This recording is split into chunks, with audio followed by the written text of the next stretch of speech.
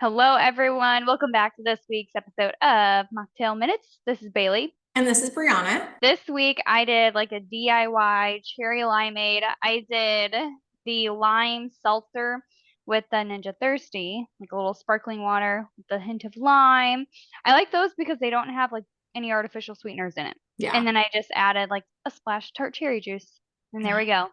I love tart cherry juice. Mm, I had a really hard workout over the weekend and I almost died. I had tart cherry juice. Anyways, I haven't worked out that hard in a while. I was like, I'm not doing that again. Today I'm doing a bloom pop. I feel like these are pretty popular. I've never actually had one, but they are a prebiotic soda. They have, th- bacteria in it, you They know. have a decent amount of fiber in it, don't they? Or do they not? No, I don't think those did. No, these ones, it doesn't even have fiber on the label, but I don't think it does. It has like carbonated water. It is sweetened with cane sugar, but it's like 3 grams. Yeah. And then like juice, apple cider vinegar, and then some strains. So it's pretty good. I got the watermelon lime, which I know is controversial, but I like it.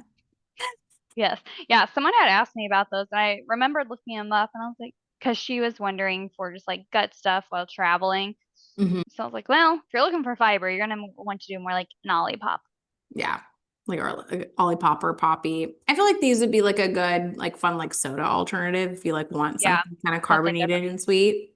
But I like it. Perfect. I also, so 4th of July weekend, I made like a fun drink, and I did tart cherry juice Mhm. with water, and then the just ingredients electrolytes, the coconut lime electrolytes, because I wanted coconut water as a whole thing. No one could find coconut water. And so I just used those electrolytes because then it had the lime in it too. And then I did some vodka in it. And that was our 4th of July drink. And it was actually pretty delicious. So we Get a got little some good electrolytes in there. Yeah. a little electrolytes, a little coconut. I Yeah. like It's it. like a Sounds good. power drink. Yeah. A party power drink. I don't know. Yeah. Plus I it probably drank two. tasted good. Oh yeah, they were delicious. It's like one of those drinks where like, oh shoot. And I was like, all right, I'm done. You're like, oh, I could get in trouble with Two this. and This done. tastes Yeah. so good. Yes, 100%. but we made it in like a giant pitcher, and there, we still have some in the fridge. It's just like calling to you. Yeah. Mid calls. You're like, Yes. Wait. Oh yeah. Well, today, because we know it's summer, and we know that everyone is very busy in the summer. I was planning on doing some like workshops around here, but I'm just waiting because I mean, even I have stuff going on in these workshops. There's fairs, there's birthday parties, there's literally anything and everything.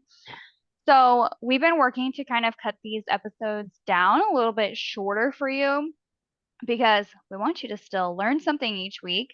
And this week, we're going to talk about HIIT training. It's something that we've never really talked about before in like a beneficial way.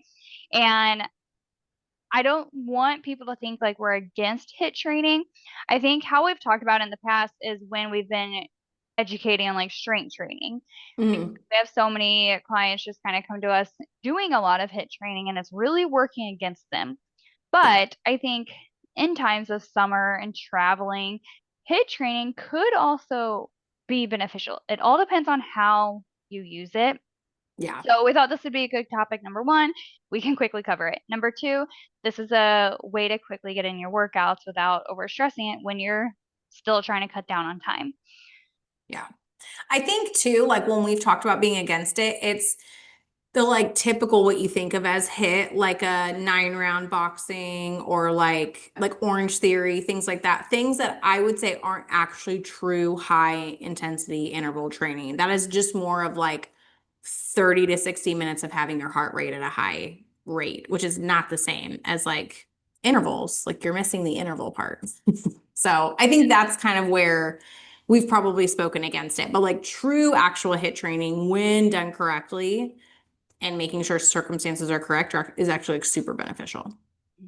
So a lot of what I've learned about HIIT training and a lot of what we're going to talk about today is from research that Dr. Stacy Sims is an exercise physiologist and a nutrition scientist actually for her work in sex differences in training and nutrition. So she really likes to study women and read research on women, Yeah. which is pretty cool because a lot of people don't like to do that because women have we have our fun hormones and we're changing every day. Yeah. But her approach to high intensity interval training, the HIIT training, emphasizes how women, particularly more like premenopausal, perimenopausal, respond differently to this type of training than men do. Hmm. So she really works to advocate for HIIT training that supports hormone fluctuations, muscle development, and metabolic health in women. Yeah. So, like, what is HIIT? Like I said, high intensity interval training. So, it involves short bursts of maximal or near maximal effort. So, we're talking like 85 to 100% max heart rate. I don't know if you can get to 100, but technically that's in the definition, right? And you're doing like 30, maybe like 30 seconds of work with like 90 seconds of rest. And then you repeat it for like 10 to upwards of 30 minutes. Now, I will say she likes to keep it more on the lower end because she really wants women hitting that like max effort. And honestly, if you are like hitting 85 to 100% of your effort, you're not doing it 30 minutes. I would say if Yeah, you do no 30 way. minutes, you are not doing it hard enough. So like if you listen to a lot of her stuff, she'll say like 3 to 5 times. And like if you're able to go more than five, then you need to crank up your intensity of your efforts. So yeah. And so, like, thinking about her key concepts, I mentioned so women do respond differently to stress and exercise. Most research on HIIT is based on males. There's a lot of research that always has males. Like I said, Yeah. women are harder to research, but this type of research can kind of misguide women. And due to these hormonal differences, women's bodies are more sensitive to our stress hormone, cortisol. And Hmm. so that's why we can kind of experience more of the negative side effects from HIIT, like the muscle loss or the fatigue, if you're not utilizing it properly. So when thinking about like our hormones as women, I mean, I think a lot of our population listening is women here. So Yeah. guys, this is still a good episode for information on HIIT training, but this is more focused on how women can utilize this better. Yeah. So when it comes to your cycles, I mean, I probably well, I guess since I've had Gannon is when I really started tracking my cycles. Before that, like I like put when I had my period, but that was it. Like I didn't really pay attention. But when Yeah. you start tracking your cycles and really understanding what phase you're in and being able to correlate patterns with your cycles, I think that is so helpful in so many different areas of life. Like helps with your work, helps with your social life even. Yeah. But you just understand your body more. So when it comes to the HIIT training, like your days 1 through 14, this is your follicular phase, your hormones are basically what's happening is you have low then rising estrogen and progesterone. So this is actually the best time for intense HIIT workouts because you are more resilient to stress and you have a higher pain tolerance and better recovery. So this is like golden do your HIIT training here in that Yeah. follicular phase. You're usually also like just more energized during this phase. So you feel a little bit more maybe motivated or like, oh, you know what? I do want to do that. So again, if you're kind of keeping track of your cycle, you'll know there's just certain parts of it. You're like, oh, I'm feeling more energized. This is it. Ovulation happens around like day 14. This would be like your peak estrogen. You could still do HIIT. It's not that you can't, but just be a little bit mindful of like joint laxity and injury risk. And again, everybody's a little bit different. So maybe you feel fantastic around ovulation. Cool, do it. Some people feel really lethargic. Maybe not for you, but knowing like it's still an okay time to do it. And then your luteal phase, this is days 15 through 28. This is when you have high progesterone. So your body is actually less tolerant to high stress and you're more prone to fatigue. So honestly, this would be a good time to avoid excessive HIIT and like do lower volume. So this would not be a time that you want to go like all out in your luteal phase or even like thinking about strength training. Like you don't want to max out in your luteal phase. You have a slower recovery during this time too. That's like another reason. And you actually need more calories during this time because your metabolism speeds up, but most people feel blessed, so they're actually eating like less. And so if you are truly fueling yourself correctly, you might be someone that's like, you know what, maybe I can get away with HIIT. Or if you're someone who has like all the other boxes are checked, like you're not having a ton of stress, you're getting great sleep, like you actually just feel good, great. But I feel like the majority of women are not feeling great during your luteal phase, and like you'll know. So, play around with it, but just know I'm going to have a slower recovery. So if I am going to do HIIT or I am going to try to lift heavier, I need to like really be supporting myself. And I feel like that's where you got to get honest with yourself because a lot of people aren't. And then menstruation. So this is day like 1 through 5, like the day you start your bleeding up until the end. Your hormones drop. It's like the lowest part of your hormones. So it's okay to reintroduce intensity if your energy levels are good. Like some people will be like, oh, like day 2, I feel awesome. Cool. Like that's the time to do it. But it's not saying you have to put yourself in a box, but when you start to really understand yourself more and like what's going on hormonally behind the scenes, you can better tailor your training, which I know there's like some people on the internet right now that are really against that. And I'm just like, why? I Hmm. don't know why. And like for me, I know like during my luteal phase, I'm not checking enough boxes to know that I'm managing stress well. I'm not going to do HIIT, maybe in a couple Yeah. years from now, but I'm not right now. So I'm just like, okay, cool. I'm going to keep it for a different part of my cycle. So then why HIIT works? Your two main benefits, I mean, overall it's metabolic benefits, hormonal benefits, muscle benefits. Metabolically, you're going to improve insulin since you're going to enhance your mitochondrial function. So your mitochondria is what creates energy in your cell, and you're going to boost your VO2 max. This is your like aerobic fitness that we want. Hmm. And then hormonally and muscle wise, doing HIIT workouts will stimulate your growth hormone and testosterone production naturally, which is important for women, especially in perimenopause, menopause. It's going to help stimulate that growth hormone. It's going to help preserve lean muscle mass while also reducing visceral fat. Visceral fat is the fat we want to definitely reduce, and it's going to counter kind of that age related decline in muscle and metabolic function. Yeah. Oh, words are hard.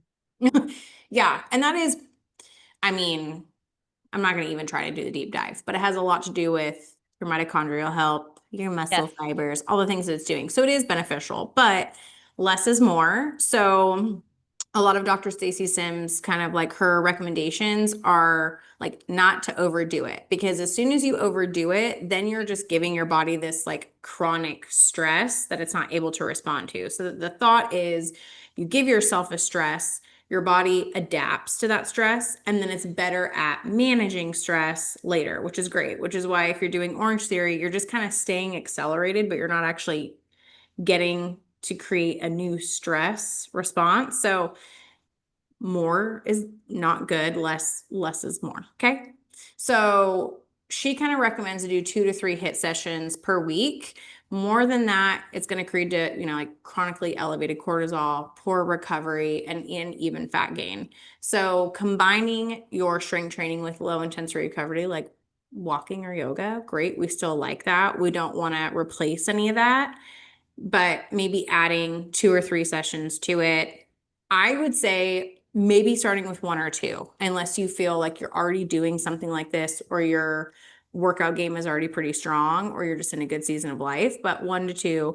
And again, you can do it with like sprinting, you can do it on a bike, you can do like body movements, like burpees, like kettlebell swings, like there's all kinds of different ways to do it. But again, max effort 3 times, maybe 5. If you could do more, you're not doing it right. Like 1 to 3 times a week. And then avoid fasted HIIT. So, especially in the morning, because our bodies are more reacted to stress in a fasted state. Cortisol is already high. So, I would say do it when you're fed. And honestly, doing fed workouts is always going to be best regardless because you're able to get the max amount out of your workouts if you're fed. Mhm. And if you're someone who's like, I work out early in the morning, like I don't have time to eat, we're not talking eat a full meal. Yeah. And honestly, like just try it out. Like, see, okay, get a little curious. Do you feel better? 9 times out of 10, I would say most people feel better eating something before getting that workout in. Literally, what all I've done lately is a spoonful of honey. That's Hmm. my pre-workout. Like, you're not Yeah. sitting and eating a full meal, so make it easier on yourself and just see how you Hmm. feel with it. But I would say, like, common mistakes with the HIIT training, and so like common mistakes and how to avoid them. So number one, the doing too much. Like Brianna just said, like 2 to 3 times. And you want to space them out. Like I wouldn't do Monday, Tuesday, Wednesday HIIT workouts and then Yeah. sit on your rear the rest of the week. Like space them out and give yourself some recovery. Otherwise, you're going to lead to burnout, more cortisol. It's going to affect your sleep and it can actually cause you to lose muscle. We also mentioned the recovery. So, if you don't give your body time to recovery, this is what causes hormone imbalances. We don't progress well, and it can actually suppress our immune system. So, include active recovery days. Active meaning you don't have to sit on your couch for it to be recovery day. A recovery day is like you can go on a walk, you can do yoga, you can do stretching. So, you want to do that, and you also want to prioritize getting your sleep. Hmm. The other one Brianna mentioned was the fasted workouts, doing so like the high intensity, the HIIT fasted in the morning. This increases your cortisol, it's breaking down muscle, it's reducing your performance. Have a light pre-workout snack, like keep it easy. A half a banana, the honey, freeze-dried fruit, the applesauce packs, whatever you need to do. Those would be easy things to include to avoid that. Yeah. Like thinking about the timing of your cycle. So we went through the different phases of your cycle.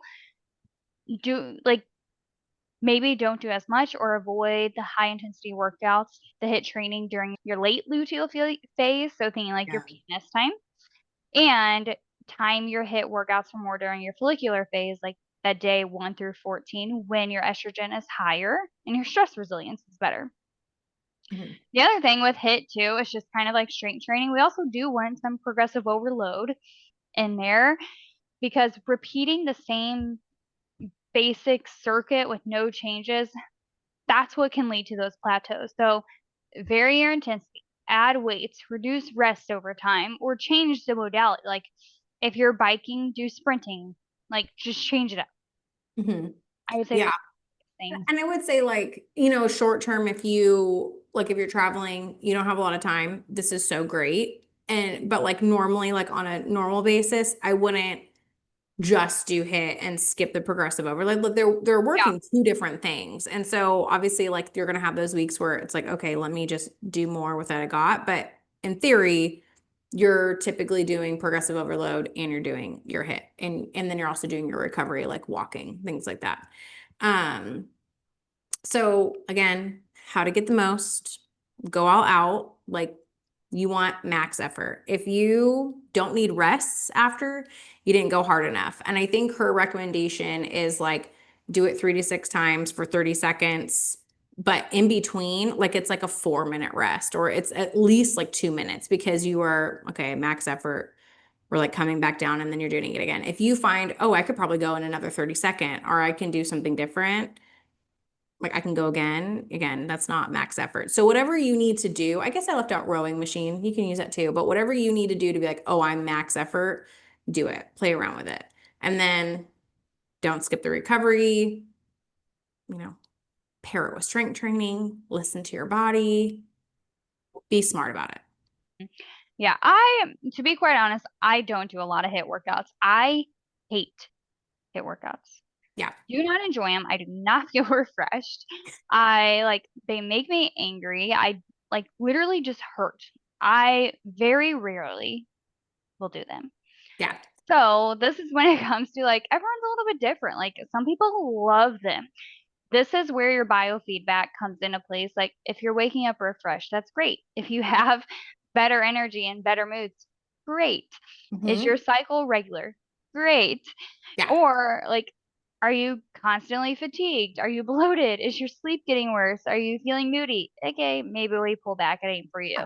Yeah. But it doesn't mean I can never do HIIT. Like I will do them when I'm feeling up for it, when I'm feeling good. And you know what? I bet if I actually if I paid attention to those times and I am feeling good enough for it, it probably is during my follicular phase. I hate it too. I was doing really good there, doing it like one time a week. I would do sprints.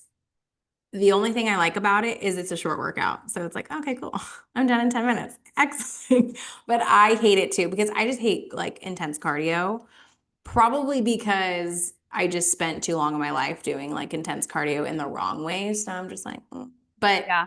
it can be really helpful. I would say, like, I'm recommending this to my clients who have maybe been strength training a while and they're really good at their walks and they're kind of hitting a plateau. I'm like, okay, maybe it's time to get like strategic with some HIIT. So, again, not for everybody, not at every season of life. If you don't love it, maybe don't do it, but it's an option. And I will say, because we like kind of talked about the cycle a lot, if you are postmenopausal or you don't have a cycle anymore, I would say you're probably okay to do this whenever. Just again, you're making sure you're fueling correctly, you're getting enough sleep, you're managing your stress, like, you know. But that's why most HIIT research is done on men and postmenopausal women because it's just easier. It's easier Yeah. to do it. So, kind of allow yourself to manipulate your training cycle based on your cycle. I think a lot of women need permission to do that. I think a lot of women need like the permission to not show up the same exact way every day. Routines are great, but it's also good to have flexibility in your routine. And I think a great reminder to kind of close out this episode is HIIT is a tool, it's not a lifestyle. I think we get so caught up in like the black and white thinking that's like, oh, Bailey and Verona, they recommended HIIT now. So now I'm just only going to do HIIT. Oh, Mm-hmm. this week they recommended to drink bone broth. So that's what I'm going to do every night. Like, these are just pieces to the puzzle. None of these things are honestly like a lifestyle. Like that's why even protein, like we're not saying do carnivore. We're Yeah. saying do protein, fat, fiber, starchy carbs with your meals. Mm-hmm. So HIIT is just another tool.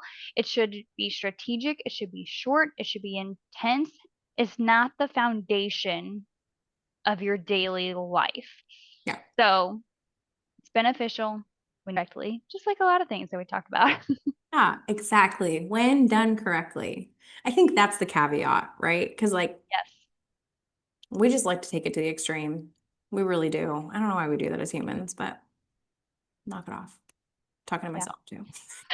Well, hopefully that cleared up some questions on HIT. I guess if you guys still Yes. have questions, you can obviously follow Dr. Stacey Sims. I feel like she's like a wealth of knowledge, but also you can message us on Yep. our Instagrams. Yes.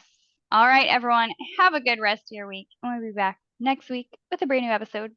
Bye. Bye.